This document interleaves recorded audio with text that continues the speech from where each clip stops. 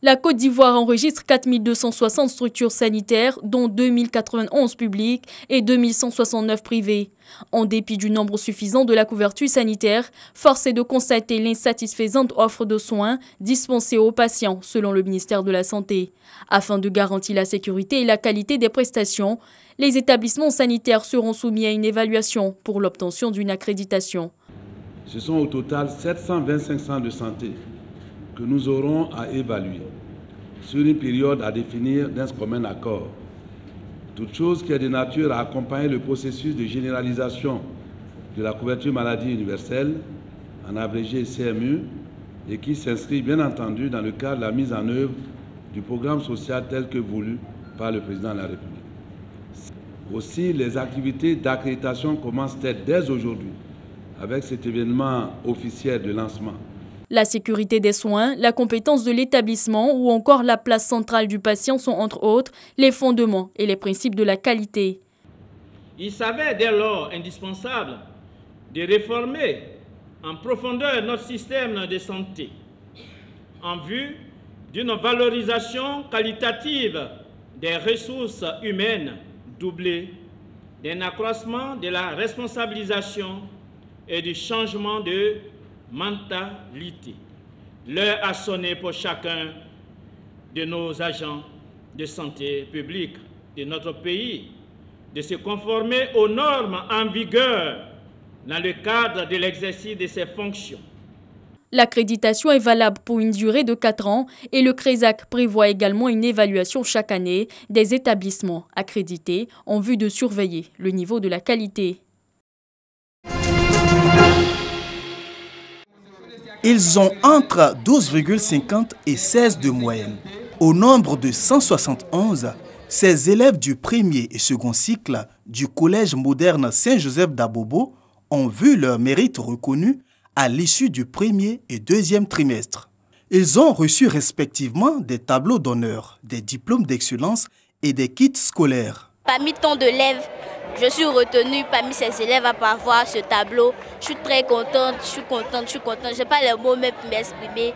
Je conseille à tous mes camarades élèves de beaucoup travailler à l'école, d'être polis, de respecter les enseignants, les administrateurs, les aînés et tout, d'être studieux à l'école, de toujours venir suivre les cours régulièrement, d'éviter de bavarder en classe quand le professeur est en train de faire le cours, et puis de respecter ses aînés.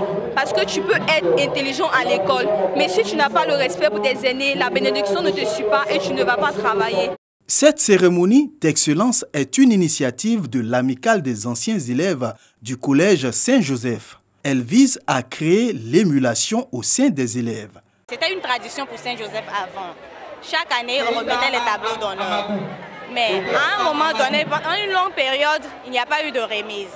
Donc en voulant redorer l'image de Saint-Joseph, les amicalistes se sont dit, ça fait partie de la tradition de Saint-Joseph. Pourquoi ne pas renouveler cette tradition-là? D'où notre motivation. Argasoro Kone, journaliste à la radio-diffusion-télévision ivoirienne, par ailleurs parrain de la cérémonie de distinction, a invité les élèves à plus d'ardeur au travail. Il a également exhorté les parents à s'impliquer véritablement dans l'encadrement de leurs enfants. Avec l'effort des parents, l'encadrement des enseignants, ces enfants deviendront, n'est-ce pas, des cadres de la commune d'Abobo, mais également des cadres de ce pays. Créée en 2017, l'Amicale des anciens élèves du collège Saint-Joseph d'Abobo entend perpétuer cette cérémonie de distinction en vue d'inciter les élèves au travail bien fait pour de meilleurs résultats scolaires.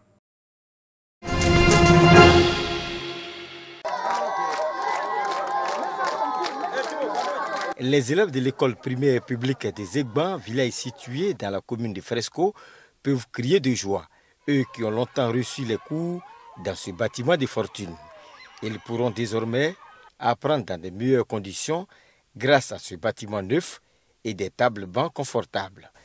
Ce bâtiment de fortune qui nous a servi de classe, que nous avons utilisé depuis des années, Dieu merci, grâce au don que vient nous faire la coopérative KBF, nous sommes venus offrir ce bâtiment pour vraiment soulager les enseignants et surtout les élèves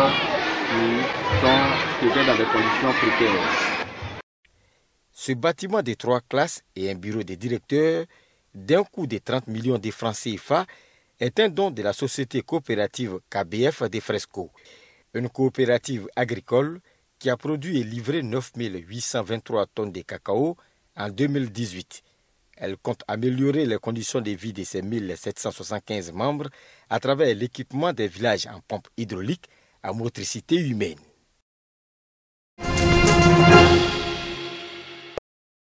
Le sciage à façon, c'est défini comme le sciage qui s'est fait à l'aide d'une tronçonneuse, d'une scie mobile ou d'un matériel semblable sur un site d'abattage sans autorisation.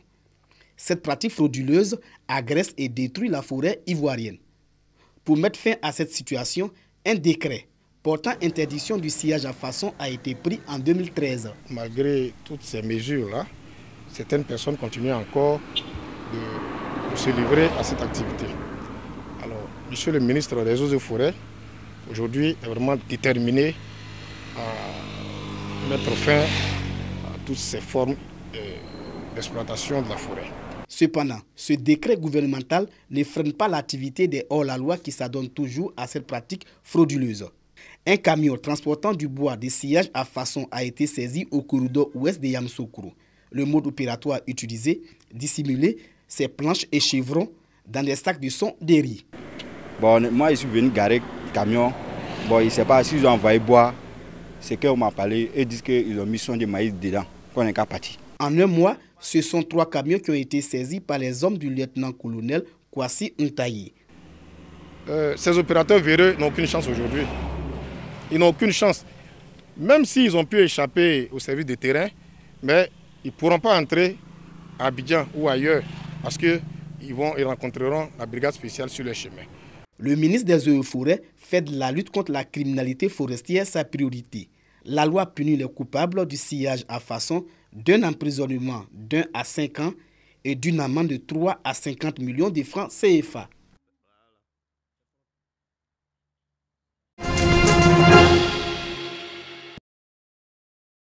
L'armée prend les commandes au Soudan. Le président Ouma El-Béchi a été renversé puis mis aux arrêts, a annoncé ce jeudi le ministre de la Défense. J'annonce en tant que ministre de la Défense la chute du régime et le placement en détention dans un lieu sûr de son chef. J'annonce premièrement la formation d'un conseil militaire de transition pour une période de transition de 2 ans. La suspension de la constitution du Soudan de 2005.